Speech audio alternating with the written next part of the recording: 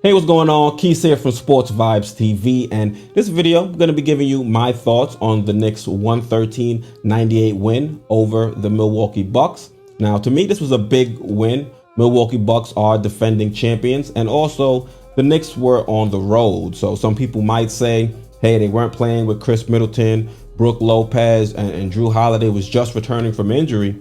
But to me, honestly, this was a game, you can only play who they put in front of you. And this was a game the Knicks should have gone out there and won in order to right this ship and get back on track. So if you like this video, do me a solid, smash that like button, and also consider subscribing and making sure you have the notifications turned to all. That way you're notified whenever I drop new content.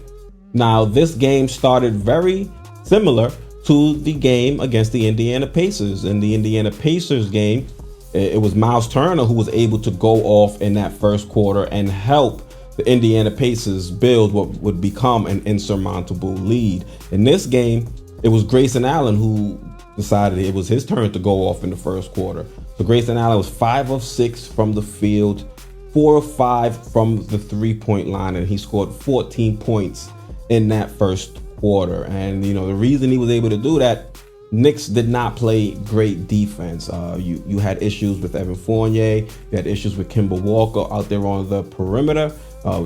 Bucks were able to break down the Knicks defense, get into the paint, and find their shooters open or be able to attack the Knicks when they tried to rotate. For the most part, the majority of the shots the Bucks hit in that first quarter were three-point shots. I can actually pull it up and let you guys know exactly what the split was. So of their 13 shots in that first quarter, 8 of them were three-pointers. And the Bucks, they shot 50% from both the field and the three-point line in that first quarter. So you look at them, the fact that they were able to shoot so well, and you couple that with the fact that the Knicks really couldn't hit their shots in that first quarter, and now you start to see how the Knicks were able to get to such a big deficit, or were able to be losing so badly in just the first quarter. I mean, you look at the Knicks, RJ Barrett, 2 of 6 from the field. Julius Randle, also 2 of 6 from the field. Fournier, Kemba Walker, 0 of 3. Both of them were 0 of 3 in the first quarter. And, you have those two players, their defensive, issues, and the fact that you're not really getting much from them offensively. You're going to see teams get off to hot starts and to leads if Fournier, Walker, and the rest of the team aren't able to knock down their shots, and opposing teams are able to exploit our defensive deficiencies. Luckily for us, we had Derrick Rose on our team. He was able to come in and provide a spark off the bench, especially in that second quarter, because like I said, Kemba Walker wasn't too effective in the first quarter, both offensively and defensively. So Tibbs made an adjustment. He treated it almost like how he used Elfrid Payton and Derrick Rose last season. So you would see Elfrid Payton come on for like 4-5 minutes, and then you would see Derrick Rose play for the remaining portion of the game, and you really wouldn't see Elf again until the second half, where he would play another 4, 5, 6 minutes maybe, and then Derrick Rose would replace him and play for the remaining portion of the game. We saw that in this game with Kemba Walker. Derrick Rose, played the entirety of that second quarter, and I think it was important that Tibbs kept him out there for the entirety of that second quarter, because he was the catalyst for this team rebounding. In that second quarter, Derrick Rose was 4 of 8 from the field. He had 1 assist, 2 steals, and he was plus 12. So you look at what Derrick Rose was able to provide this team, help us, dig ourselves out that hole, because at the end of the first quarter, the score was 38-19. So we were already down 19. The Bucks had doubled us. But with Derrick Rose's insertion into the lineup, halfway through that second quarter, we were able to cut it down to about 5.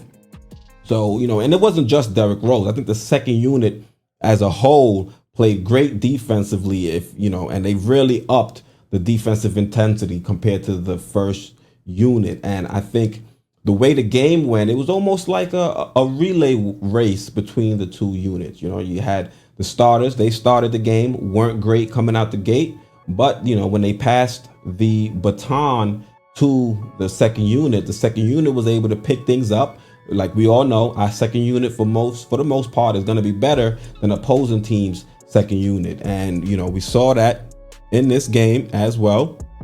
And our second unit was able to pull us back in. Like I said, we were down 19, but at, halfway through the second, we were only down by 5. And of course, we ended the half still down 63-56.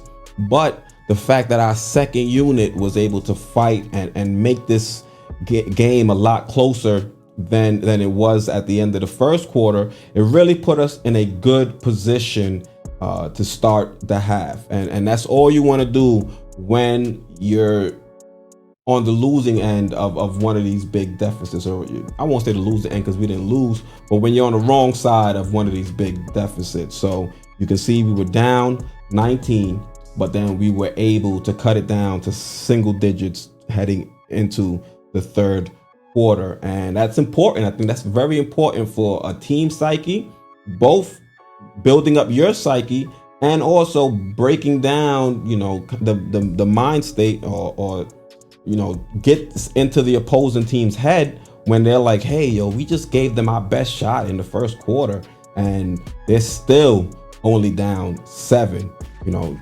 So I think that was encouraging as a Knicks fan to see.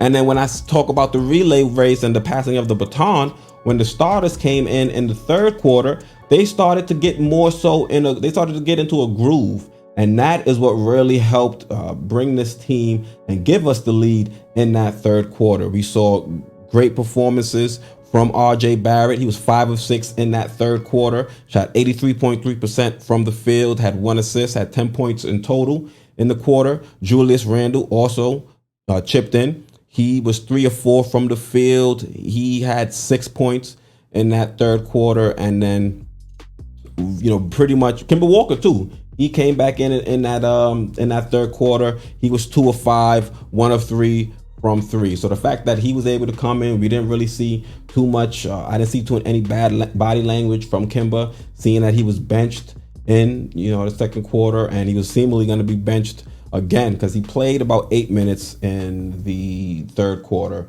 But then we had Derrick Rose close the remaining portion of the way.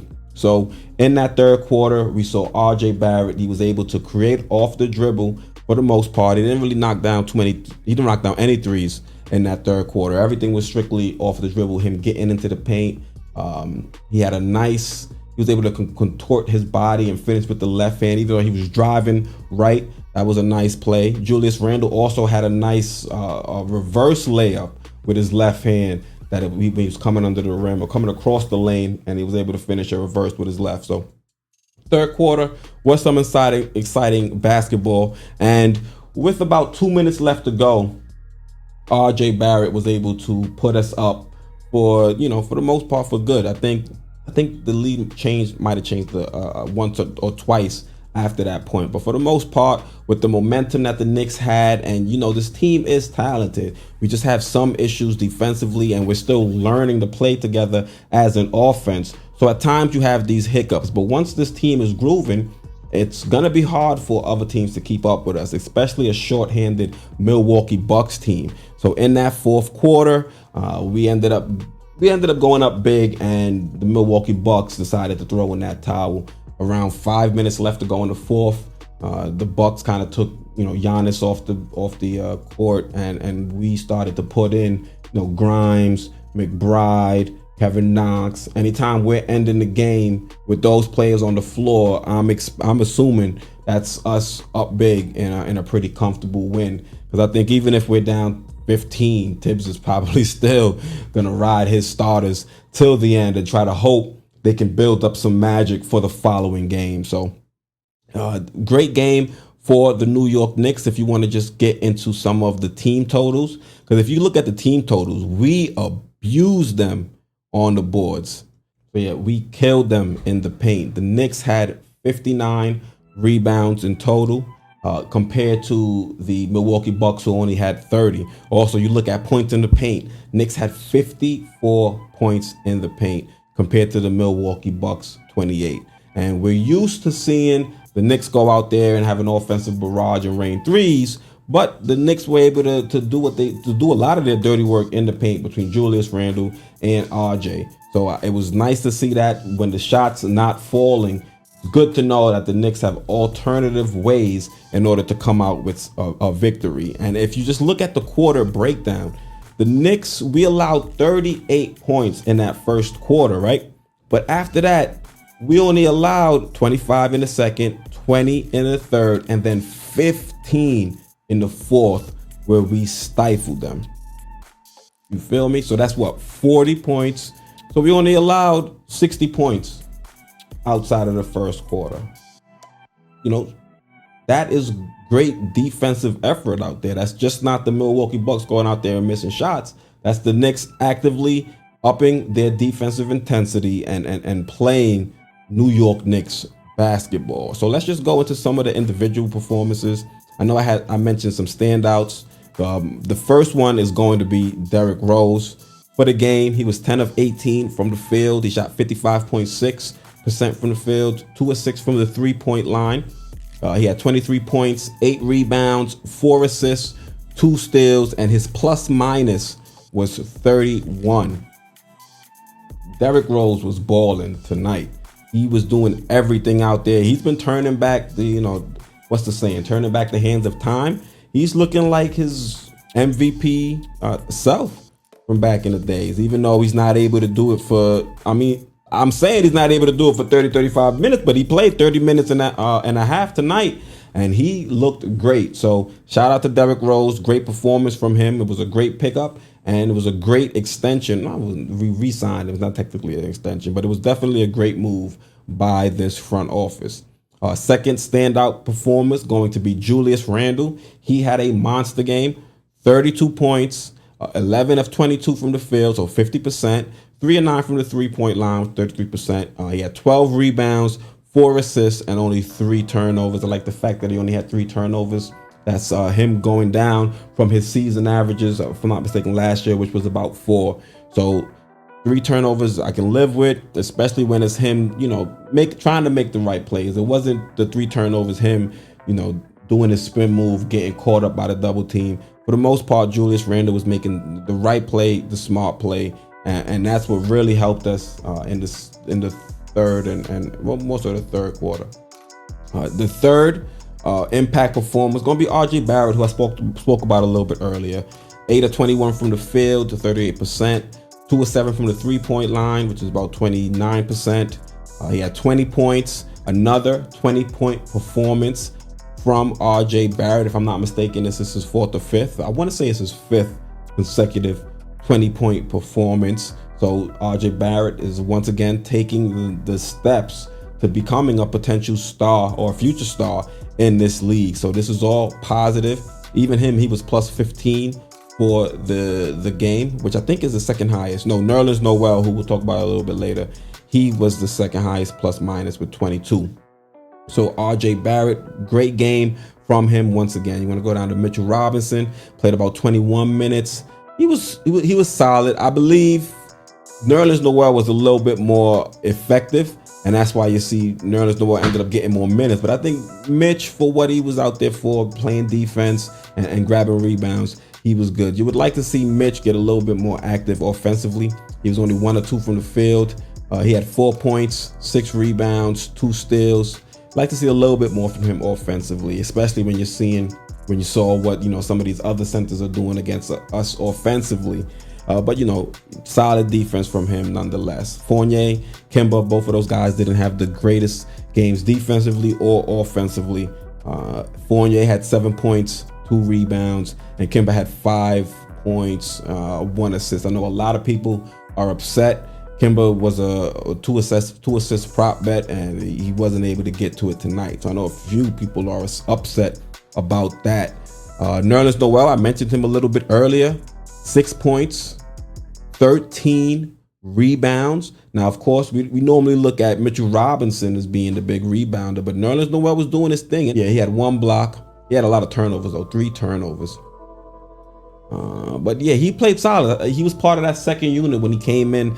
The defensive intensity definitely picked up. So we needed Nerlens Noel to come back and help be an anchor on that second unit. And when the starters are out there giving it up, to be able to put out a second unit that has, better perimeter defenders and Quick, who is improved, and Alec Burks when he has his head in the game, to still have Nerlens Noel being that rim protector there, it's definitely going to be a step up if you look at our starting lineup defensively. Yeah, you have Mitch, but then you have those two weak links in Evan and Kimba. Meanwhile, with the second unit, you don't really have those weak links. Derrick Rose can be attacked at times, but he's not as bad as Kimba defensively.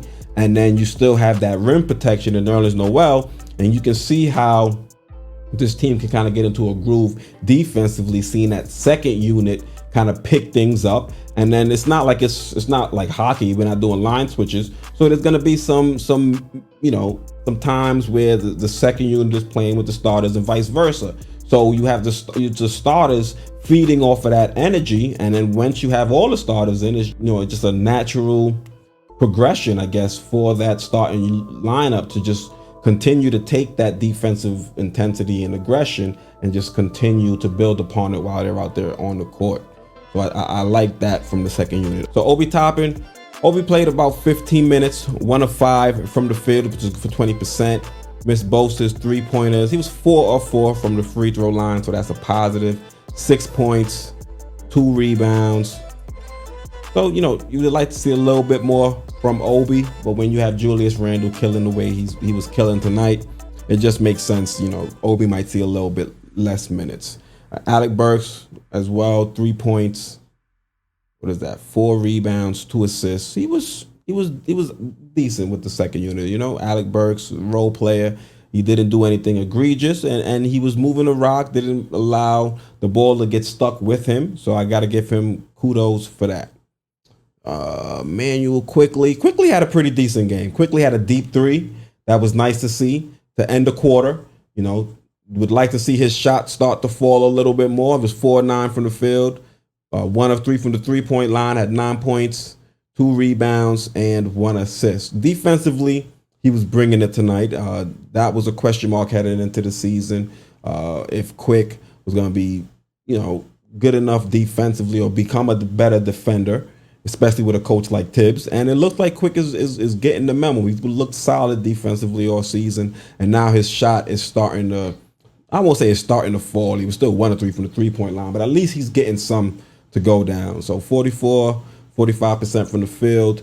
Like to see him get back into the swing of things, and he had 9 points. So we even got the young guys in the game. McBride played, Grimes played, Knox played, and Sims played.